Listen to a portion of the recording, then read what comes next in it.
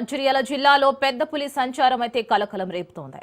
బెల్లంపల్లి మండలం కర్నాలలో పెద్ద పులి పాదముద్రలను స్థానికులు గుర్తించారు.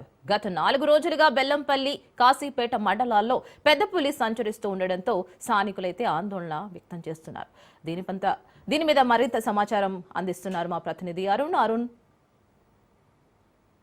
మంచిర్యాల జిల్లాలో పెద్ద పులి సంచారం అయితే కలకలం రేపుతోంది. గత 4 రోజుల నుంచి కూడా బెల్లంపల్లి మండలంలోని బుగ్గ శ్రీ రాజరాజేశ్వర స్వామి అటవీ ప్రాంతంలో కూడా ఈ పెద్దపులు సంచరిస్తున్నట్టు కూడా అటవీ శాఖ అధికారులు అయితే గుర్తించారు. ఈ నేపథ్యంలోనే ప్రత్యేక ట్రాకర్స్ 15 మంది ప్రత్యేక ట్రాకర్స్ తో కూడా పెద్ద పులి ఆచికి ఉన్నటువంటి ప్రయత్నంలో ఉన్నారు. ముఖ్యంగా కూడా ఏదైతే ఈ పెద్ద పులికి సంబంధించి కూడా నిన్న సాయంకాలం కూడా బుగ్గ రాజరాజేశ్వర స్వామి ఆలయం పరిసర ప్రాంతాలలో కూడా పత్తి చేనులో కూడా పెద్ద పులి సంచరించడంతో కూడా అక్కడ కూలీలు కూడా పులిని చూసి కూడా ఏదైతే పరుగులు పెట్టడం జరిగింది. ఈ నేపథ్యంలోనే అటవీ శాఖ అధికారులు కూడా సమాచారం ఇచ్చారు. నిన్న సాయంకాలం కూడా అటవీ శాఖ అధికారులు పెద్ద పులి పాదముద్రలను గుర్తించారు. అదేవిధంగా కూడా పెద్ద పులి కూడా పత్తి చేనులో కూడా ఒక అడవి పందిపై దాడి చేసి హతమార్చినట్టు కూడా సీసీ కెమెరాలో కూడా రికార్డు కావడం జరిగింది. ఈ నేపథ్యంలోనే అటవీ ప్రాంతానికి కావచ్చు, ముఖ్యంగా కూలీలు, రైతులు అయితే జాగ్రత్తగా ఉండాలంటూ కూడా అటవీ శాఖ అధికారులు ఇప్పటికే కూడా హెచ్చరికలు జారీ చేశారు. ముఖ్యంగా పత్తి చేనులో పనిచేస్తున్నటువంటి కూలీలకు కూడా అవగాహన కల్పిస్తా ఉన్నారు.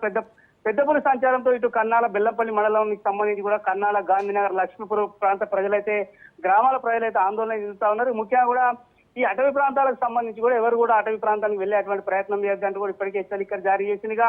ముఖ్యంగా కూడా గత 4 రోజులు కూడా ఈ పెద్ద పులి ఇదే అటవీ ప్రాంతంలో బెల్లంపల్లి, కన్నాల ఏరియాలలో తిరగడంతో కూడా అక్కడ ఉన్నటువంటి కుంటరాముల బస్సులో ఉన్నటువంటి ఒక ప్రైవేట్ స్కూల్ కూడా 4 రోజుల పాటు కూడా ఏదైతే అధికారులు అయితే సెలవు ప్రకటించారో, ఏదేమైనప్పుడు కూడా ఆ ప్రాంతంలో 4 రోజుల నుంచి పెద్ద పులి సంచరిస్తున్న నేపథ్యంలో అటవీ శాఖ అధికారులు అప్రమత్తమయ్యారు. ముఖ్యంగా కూడా సమీప గ్రామాల ప్రజలు కూడా అవగాహన కల్పిస్తూ కూడా చర్యలు అయితే చేపడుతున్నటువంటి పరిస్థితి కొనసాగుతా ఉన్నది.